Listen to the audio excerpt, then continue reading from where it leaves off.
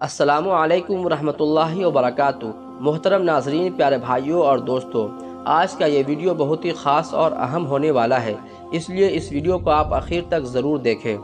दोस्तों, इस वीडियो में आप देख सकते हैं कि एक शख्स उम्रा के गर्ज से मक्का पहुंचा। तवाफ़े काबा के दौरान एक सिक्योरिटी उस शख्स के पास आ जाता है और उसके गले में पहने हुए तावीज़ के बारे में पूछता है और तावीज़ को गले से निकलवा देता है और कहता है ये शिर्क है। दोस्तों, अरबी लोग गले में तावीज़ या हाथ में बंधे हुए धागा और इसी तरह के कई चीज़ें ऐसी हैं जिसको वो नहीं मानते, बल्कि वो सख्ती के साथ मना करते हैं, क्योंकि आज अरबी लोगों के दरमियान चाहे जितनी भी बुराइयां पैदा हो जाए, लेकिन वो अल्लाह पर पुख्ता यकीन रखते हैं। अब बात आती है तावीज़ की, तो बक़द्र ज़रूरत इसको पहन सकते हैं, मगर जब ज़रूरत पूरी हो जाए तो उसको निकाल दे। ज़िंदगी भर पहनने की चीज़ नहीं है। और अगर जब हज या उम्रे का इरादा हो तो ख़ास कर उन सब चीज़ों को निकाल देना ही चाहिए।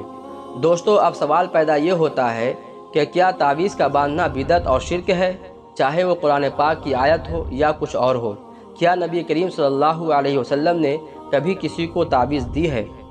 तो जवाबन अर्ज़ ये है, और दारुल देवबंद का इसी पर फतवा भी है, कि रुक़िया और तावीज़ 3 शर्तों के साथ पहनना जायज़ है।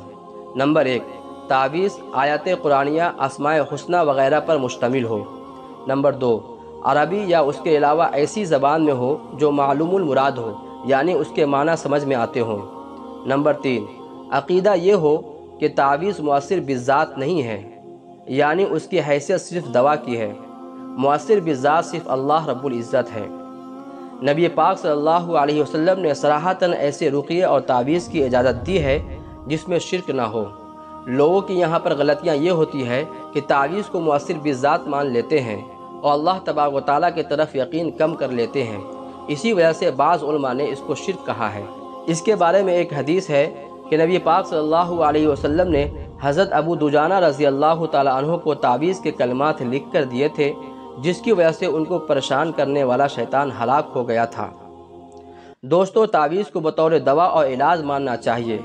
जिस तरह हम बीमार पड़ते हैं और दवा ले लेते हैं, जब बीमारी दूर हो जाती है तो उस दवा को छोड़ देते हैं, ठीक इसी तरह अगर आपके ऊपर किसी तरह का साया या शैतान परेशान कर रहा हो या नज़र लग गई हो तो तावीज़ ले सकते हैं, मगर जब आपको इफ़ाक़ा मिल जाए, आप ठीक हो जाएं, तो तावीज़ को निकाल देना चाहिए।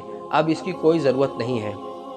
हाँ, हमेशा के बचाव के लिए आप ये काम कर सकते हैं, हर नमाज के बाद आयतुल कुर्सी और चारों कुल पढ़कर अपने ऊपर दम कर लें, तो बहुत सारे आफात और असरात से महफूज रहेंगे।